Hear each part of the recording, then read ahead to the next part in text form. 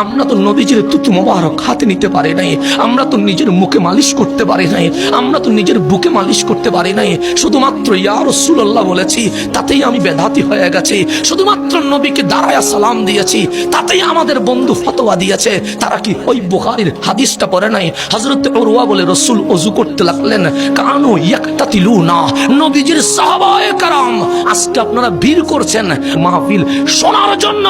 আর মদিনার মানুষ মাহফিল শুনতে যায় নাই, মদিনার মানুষ নবীর কুলির পানি নিতে গিয়েছে। আপনি কোথায় যাবেন বন্ধু? সাহাবায়ে কেরাম ইয়াকতাতিলুনা, নবীর ওযুর পানি নেওয়ার জন্য প্রতিযোগিতা করছে। আমি কুলি করলে কে নেবে? কিন্তু রাসূল কুলি করছে। সাহাবায়ে কেরাম বলেন, নবী রে, আপনারে পেয়ে আমরা ধন্য হয়েছি, আমরা আপনার কুলির পানি নিব। আমার নবী নাকে পানি দিলেন, সাহাবায়ে কেরাম নাকের পানিগুলো নিয়ে নিলেন।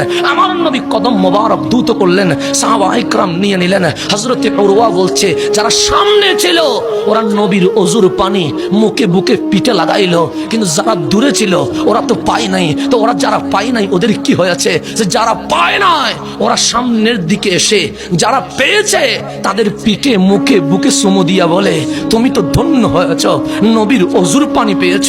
আমি যেহেতু পাই নাই, তোমার চুমা দিয়া নবীর ওযুর পানিটা একটু বরকত নিতে চায়। সাহাবায়ে কেরাম আমাদেরকে নবীর তাজিম শিখিয়ে দিয়ে গেছে।